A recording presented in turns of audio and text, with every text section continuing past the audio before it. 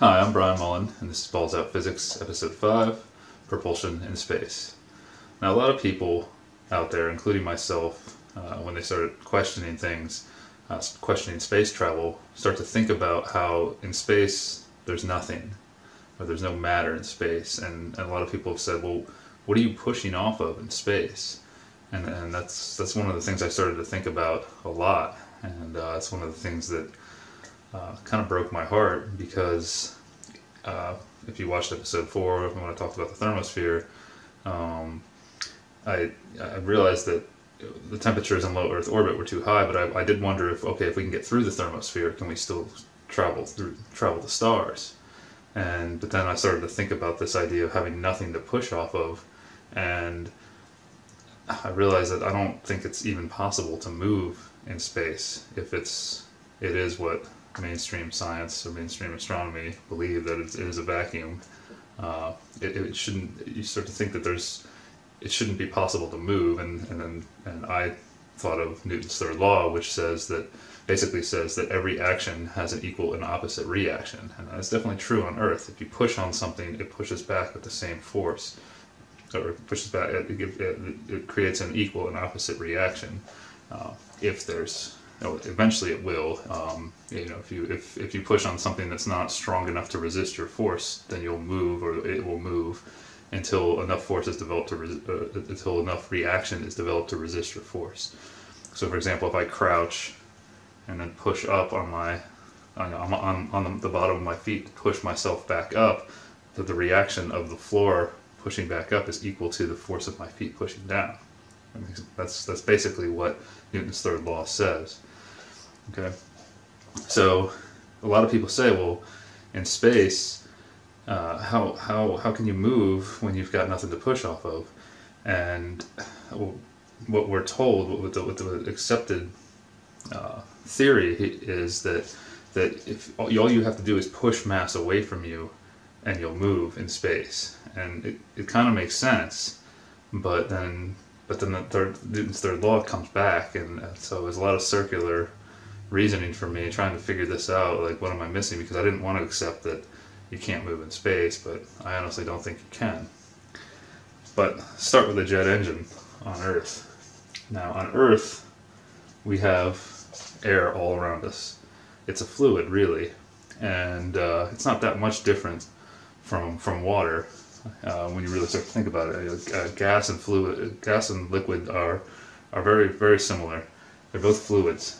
And so, say this is a jet engine, a very crude drawing of a jet engine on a commercial airliner. And when I'm standing here, when you're standing at sea level, the pressure on your body from the atmosphere, the weight of the atmosphere above you, is roughly around 14.7 pounds per square inch, or 101 kilopascals if you're using the metric system. And so really what's creating that pressure is the weight of the air above you, all of the air above you. It's just like, the best way to think about it is that if you dive in a pool and you swim to the bottom, you can feel the pressure increase as you go lower and lower in the pool. That's because the weight of the water above you is increasing, and you really feel it in your ears. Especially if your ears are very sensitive, you go lower and lower, you go deeper and deeper, depending on how deep the pool is, you feel that pressure in your ears. It's the same thing in the air, just not as noticeable. And so, as you rise in a pool, the pressure becomes less, and the same thing happens in our air. If you go up into the mountains, the pressure actually decreases, and when engineers are designing things that are affected by pressure, they do account for altitude and how pressure changes. And at sea level, we use 14.7, and that's typically called 1 atmosphere of pressure. Okay, so a jet engine sitting here, say the engine sitting on the runway, is experiencing this pressure all around it, just like our bodies are. And that's one of the reasons it's theorized that you need a spacesuit in space. One of the reasons is because our bodies in space would expand because space has negative pressure. And so, the atmospheric pressure is what actually holds our bodies together on Earth. That's the theory. So you have all this, call this the air pressure, this atmospheric pressure, if we want to call it that, or whatever, is acting on this engine from all sides. Okay, as it's sitting here on the runway. Just like it's acting on my body, it's acting on you, the viewer, and everything. Okay? So there's pressure here. And that is 1 ATM equals 14.7 PSI. I'm going to use English units because that's what I'm used to. But I do think the metric system is better because, well, I think if you do believe that this world was designed, I think the designer gave us a hint on which system is better. It's just easier for our heads, but each their own. So, okay, have an engine sitting here. It's off. Alright, I posted a link below to a 5-minute video that shows how a jet engine works in a nutshell, and it's very cool how they work. It's very interesting. It's really based on how a nozzle works. So to give you a good example of that, you take a garden hose and you turn the hose on full, and water streams out of the end of the hose. But if you put your thumb over the end of the hose and cover, say, half of it, the water sprays out much faster. And the reason that happens, it sprays out faster and farther, is because you increase the energy, but the amount of mass flowing through stays the same. You think about it, behind your finger, there's still the same amount of mass, the same amount of water is flowing. But then you reduce the size of the hole that the water can come out of, but that same amount of mass still has to keep moving because there's still that much mass behind it, pushing it. So that's why the water sprays farther and faster, because you're actually increasing the energy. And if you think about it, kinetic energy is equal to KE is equal to 1/2 mass times velocity squared. So you see what happens here is the velocity increases because you reduce the area, and so your energy increases. Now I could get into the flow equation and show how when you actually reduce the area it increases the energy, but I'm just giving the basics here. This is what's happening, and that's how a jet engine works too. In a nutshell, there's a little more complicated than that, but what happens is the intake in the front of the engine, where the fan is. If you see you see the front of a jet airliner, it has a fan here, and so the fan turns on, and these things really suck an enormous amount of air into them. Okay, they suck in this air, as you see in the shape of the engine. If you watch that video, about 80% of the air just flows around the turbine in the center. And so, just to keep it simple, we just say that the air comes in a big opening and then comes out of a smaller opening, so it's forced out the back at a higher velocity. The energy is increased. Okay? Keep it simple. So we'll just use here for this. So this air is forced. This air is forced out the back. Now this little turbine, this cone represents the turbine, and there is some difference. About 80% of the thrust comes from the air flowing through, and then about 15 to 20% of the thrust comes out of the turbine. But for this, we'll just say it all. If the thrust is being forced out of the back of the engine. Okay, and so per Newton's third law, every action has an equal and opposite reaction. So this thrust creates a reaction on the engine. I'll just put it right here. Call this the reaction R, and pushes the jet, and eventually pushes the jet forward. That's not the only action happening here. The typical example, or the classical example, is that the thrust pushes this way. The action of the thrust pushes this way, creates a reaction to push the rocket. Okay, but there's something else happening here. There's a lot of actions happening. The thrust is acting on the environment, or the air is acting on the thrust, however you want to look at it. So the way I see it is it's like this column of air, this jet of air is being sprayed out of the back of the engine, and you have this atmospheric pressure that's pushing the surrounding relatively stationary air against it, or holding it against it. So you develop little reactions, friction between the air. This is kind of like the viscosity of a liquid. Actually, it's pretty much what it is. So little shears, as I call it. And that's how you develop the reaction between the thrust and the air. Does that make sense? So like the pressure holds the stationary air, relatively stationary air, against the thrust, and that creates friction, which creates a reaction against the thrust, which, you know, basically you have to keep your action reaction going to move. Make sense? So that's how it works in a nutshell on Earth. There's a lot more to it, but watch that video to understand how the jet engine works. Okay? But in space, it's different. Space sucks. Literally, it sucks. It's a vacuum. The pressure is negative. So all these blue arrows pointing at the engine would be different. So just they'd be facing the other way, because space would be sucking on the engine. Now a jet engine like this can't work in space because you need an intake. You need to pull air in and force it out the back. So that's not how propulsion in space works. And when I was a kid, I grew up watching the space shuttle launches, and I was quite obsessed with it. I wanted to be an astronaut like every kid for a little while. And I liked watching how it moved. I liked learning how it worked in space. And if you remember the space shuttle program, the way the space shuttle worked after the launch, after it got into space, it had these little jets.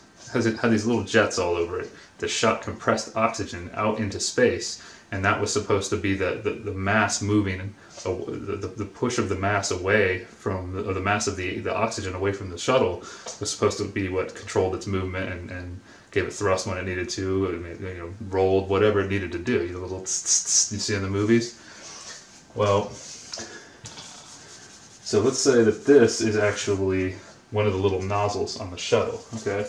And then we'll extend the nozzle over to the shuttle. Say the shuttle's over here somewhere. You know, this is just one of those little nozzles, tiny little nozzle that shoots compressed oxygen out into space, okay? And remember though, space sucks. So you have this pressure acting the other way. What that pressure is really not important because it sucks. That's all that matters. I'm being... So we have all this suction happening on the engine, and on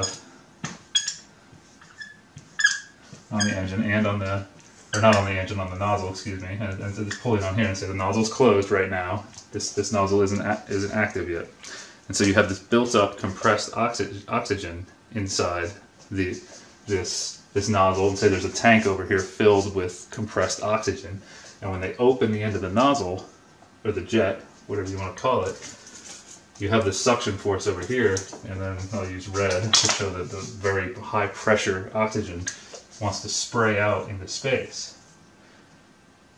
But space is already pulling away from that oxygen. So how do you develop an equal and opposite reaction when space is already pulling all of this stuff away? It's sucking, it's pulling. So this opens, and there's compressed, built-up oxygen in here, and oxygen is actually pushing on the wall of the nozzle and the tank that it's in. Okay? It's already pushing on that surface. And then it opens and it sprays out into space, but there's no air out there. There's no positive pressure to hold air against the oxygen if there was any air. And so it would just, in my opinion, I mean, when you really start to think of it, wouldn't it just expand infinitely the moment it starts to come out? Where's the opposite reaction created? And that's what people are really asking. Our guts, that's like a lot of people, our gut reaction is, no, wait, that doesn't seem like it would work. And so this question is discussed. I actually have a friend who took a propulsion class. I can't remember what the class was called. He took it was an online class. It was free from a very well respected university. I won't mention it. Well, it was MIT, but they offer free courses, and he told me that in the course that to answer this question, what they do is the professor has a video of himself standing on a skateboard, and he took some weights and throws the weights away from him, and he moved back the other way. And I said, oh, I got to try this. And so I took I had an old skateboard, and I went out into the garage and I started throwing weights away from me, and I didn't move. And I was like, They can't lie about something like that. That would be, people would test that eventually, right? Come on. And so I may have said this in the past that I didn't move on the skateboard. So the skateboard had really old wheels on it, and these are the wheels that used to be on it. You can see the bearings are kind of rusty, and so I decided I really need to do this right. So I got some nice rollerblade wheels. When I was a kid, it was considered lame to put rollerblade wheels on your skateboard, but I kind of sucked at skating, so I just liked going fast. And this skateboard is the design here. My idea here is for this thing to only go straight. As you see, if I try to turn, the board will hit the rollerblade. But so I got some new bearings. You know, wheels spin really well, and I set up a trap or something to catch stuff as I threw it away from me. And I stood on the skateboard and started throwing mass away from me. Well, I took a cinder block or a CMU block and threw it away from me, and sure enough, I moved backwards pretty significantly. So I was like, okay, that works. But is that the same thing?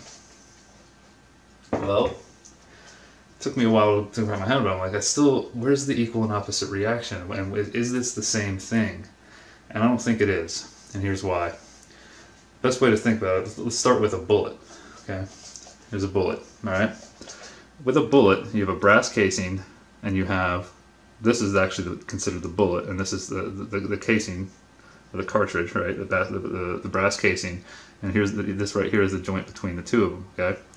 And on the back, you have a primer, this little circle here, and the firing pin strikes the primer and ignites the gunpowder within within the cartridge, and the gunpowder explodes, and it pushes in all directions.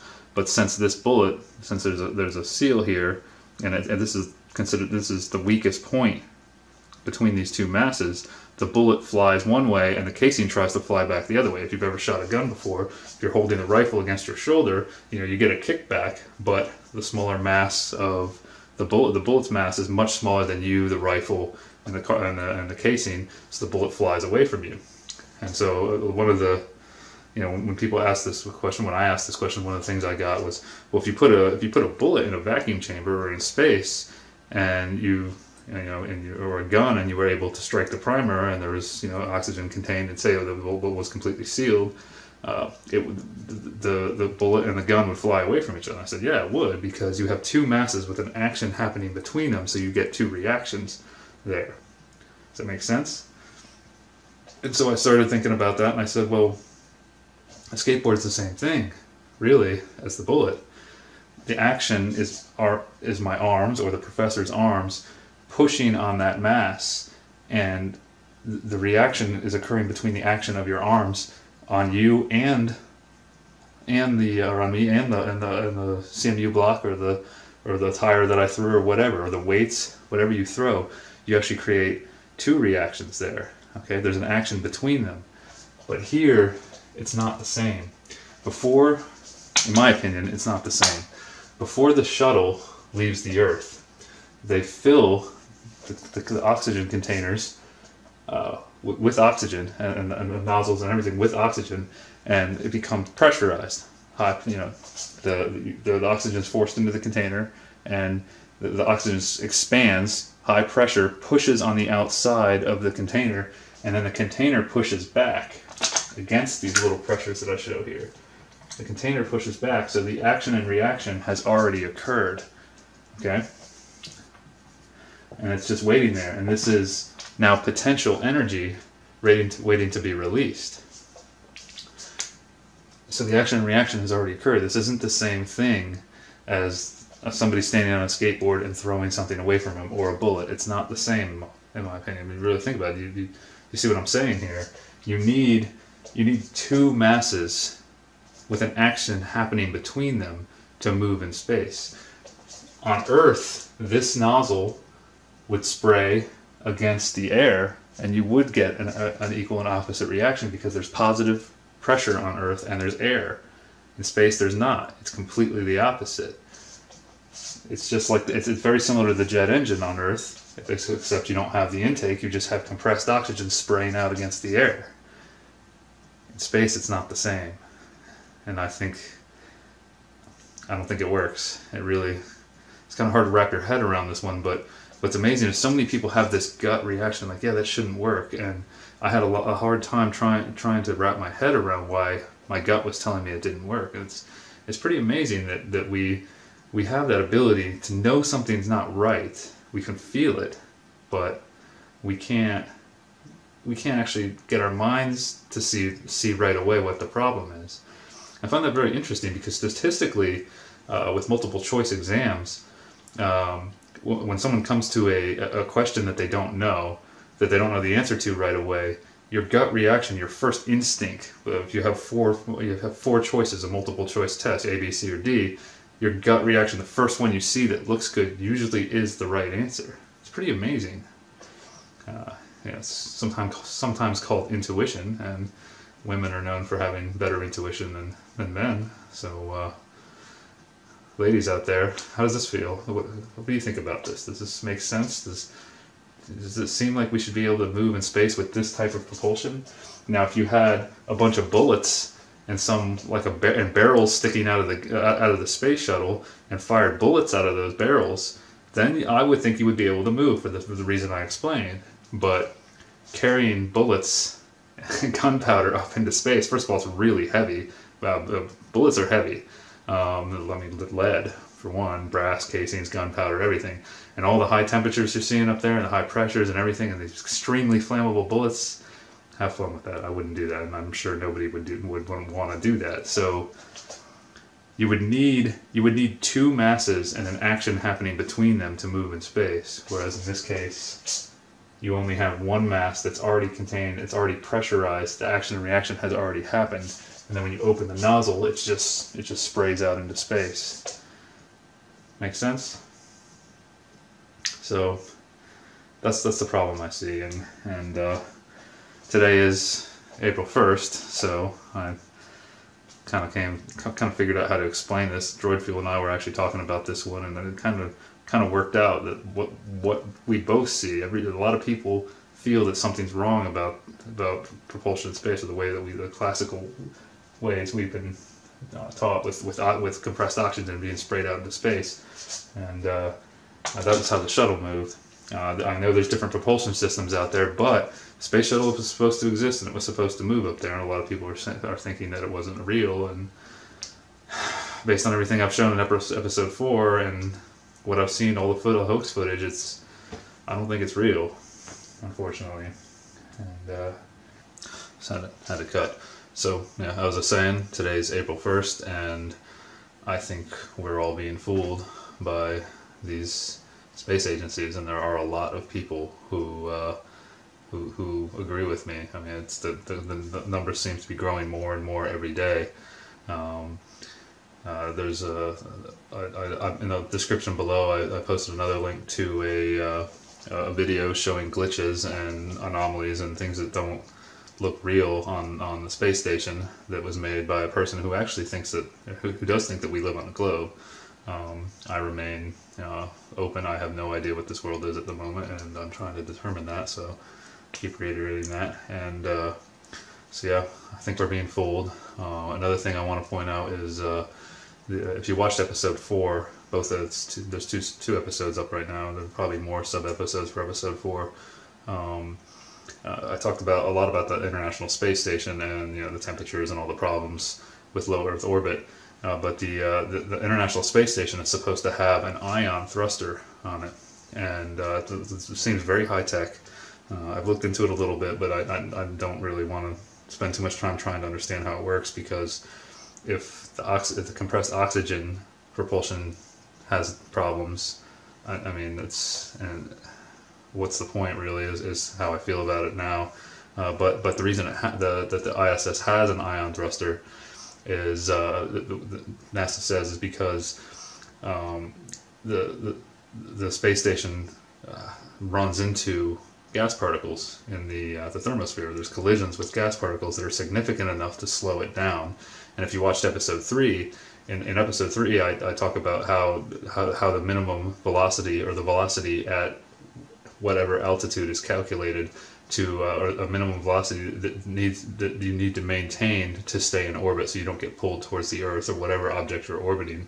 And so the space station has to maintain that minimum velocity, or it will get pulled towards Earth. If it increases the velocity, then based on the heliocentric model and our gravity equations, then it would move farther away from Earth. So they have to activate the thruster every 3-6 months, I don't remember what it is, due to collisions with these gas particles. So if you watched episode 4, the whole episode was all about, how come this station doesn't get hot? How come satellites don't get hot? And so these collisions with particles are significant enough to slow the station down, but not significant enough to heat it up, because the particles contain a lot of energy. It's very hot up there.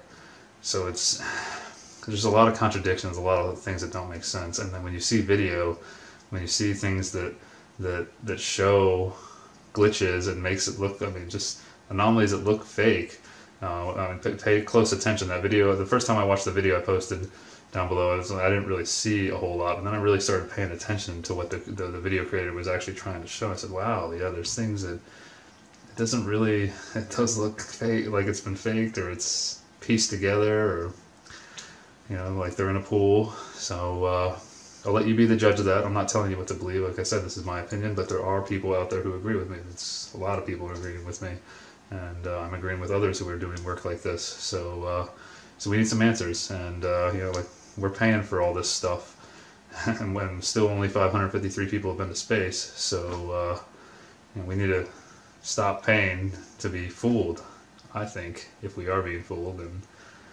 at the moment, I have to conclude that. So regardless of the shape of the world, I'm going in kind of a different direction as well. I'm going to keep making Balls Out Physics episodes, but I'm also besides what the shape of this world is, I'm kind of leaning towards trying to understand how it works. And if these space agencies are going through all this trouble to fool us, maybe it's because they do know how this world works. Could be. Or could not be. There could be logical explanations for all of this stuff, but that's why I'm making these videos, to see if we can find them or see if we can't. So, until next time, peace.